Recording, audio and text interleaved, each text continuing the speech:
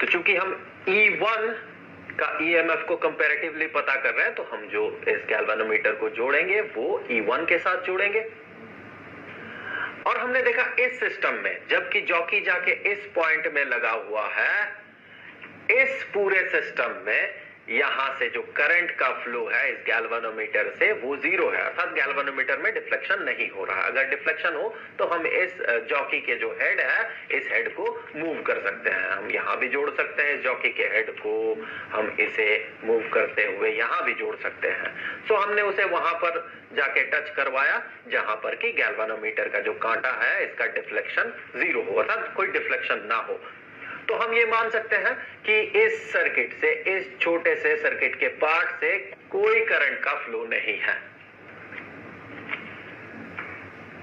अगर करंट का फ्लो होता तो गैल्वेनोमीटर में डिफ्लेक्शन होता। अब देखिए पूरे सर्किट में तो हमने करंट को कांस्टेंट रखा है इस रियोस्टेट को यूज करते हुए, और हम यहां एमीटर में देख रहे हैं कि करंट कांस्टेंट है या नहीं, तो हमने माना कि ये करंट है I। अब देखिए जॉकी का हेड आके जुड़ गया है यहां पर, मान ले ये पॉइंट है पॉइंट बी और ये पॉइंट है पॉइंट ए।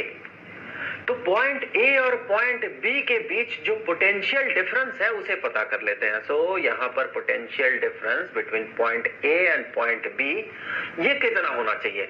तो करंट तो यहां पर I है, इसे हमने कांस्टेंट रखा, तो करंट इनटू इस केस में जो रेजिस्टेंस है हमने इसे R1 माना। तो इसे हम ऐसे भी कह सकते हैं कि ये बराबर होगा I इंटू R1। यहां पर R1 अर्थात यहां जो रेजिस्टेंस है, किसका रेजिस्टेंस? यहां से लेके इस सर्किट का जो पार्ट है, इतना पार्ट इसका रेजिस्टेंस, और इसमें से ये जो कॉपर स्ट्रिप है, इस कॉपर स्ट्रिप का जो रेजिस्टेंस है इसे हम नेग्लिजिबल मान सकते हैं, कंपैरेटिवली बहुत कम होगा कांस्टेंटिन या मैंगनीन के रेस्पेक्ट में। तो इस स्ट्रिप्स का जो रेजिस्टेंस है इसे इग्नोर करते हुए हम कहेंगे जो रेजिस्टेंस होगा वो होगा due to this length of constantan या मैंगनीन वायर, वो इतना ही लेंथ इफेक्टिव होगा और इस लेंथ को हम नाप सकते हैं। इसीलिए तो हमने यहां पर मीटर रॉड यूज किया है। वो लेंथ होगा कितना? नॉर्मली पोटेंशियोमीटर 1 मीटर का ही होता है, इसका जो विड्थ होता है ये।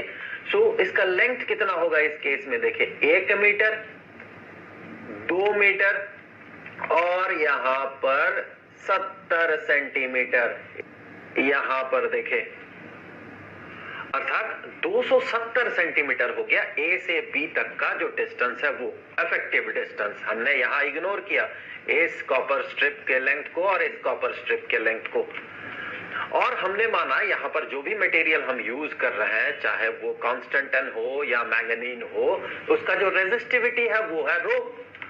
तो हम यहां पर R1 को ऐसे भी तो कह सकते हैं, ये R1 ये बराबर है रेजिस्टिविटी ऑफ दिस मटेरियल, जो भी मटेरियल हो, इसका रेजिस्टिविटी रो इनटू जो लेंथ, इफेक्टिव लेंथ है ए से बी तक के बीच का पोटेंशियल डिफरेंस हम पता कर रहे हैं ना, अर्थात ए से बी तक के बीच का जो वायर है इसके कारण जो रेजिस्टेंस हो रहा इसे हम पता कर रहे हैं। तो फिर जो लेंथ हम कंसीडर करेंगे ए से लेके बी पॉइंट तक का इफेक्टिव लेंथ होगा, जो कि इस केस में दिख रहा 270 सेंटीमीटर है। तो यहां पर हमने इस लेंथ को, इफेक्टिव लेंथ को हमने माना ये है x1, जिसे यहां पर इस एग्जांपल में ये x1 बराबर है किसके? 270 सेंटीमीटर के। तो हम कह सकते हैं कि ये जो रेजिस्टेंस होगा इतना पार्ट का, ये होगा rho into x1 divided by cross sectional area किसका? इस रॉड का या वायर का, जो भी है, और ये क्रॉस सेक्शनल एरिया कांस्टेंट होगा, अर्थात जो भी रॉड हम यहां पर यूज कर रहे हैं, जो रॉड हम यहां पर यूज कर रहे हैं, या वायर भी कह सकते हैं आप इसे, और जो वायर हम यहां पर यूज कर रहे हैं, जो यहां पर यूज कर रहे हैं, ये 4 वायर हो, 5 वायर हो, कितने भी वायर हो, जितने भी वायर्स हो, उनका क्रॉस सेक्शनल एरिया कांस्टेंट होगा।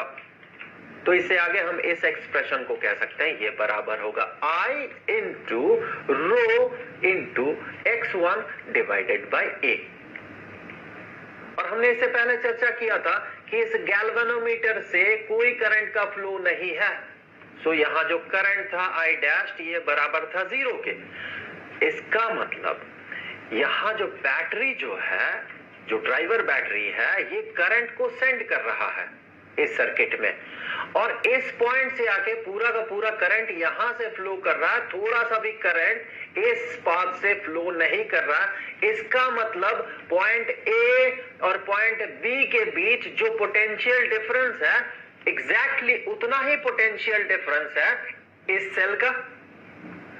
इसीलिए तो जब ड्राइवर बैटरी कोशिश कर रहा है कि करंट इस पाथ से फ्लो करे, लेकिन यहां जो बैटरी है जिसका ईएमएफ को हम कंपेयर करेंगे, वो कोशिश कर रहा है कि करंट इस डायरेक्शन में फ्लो करे।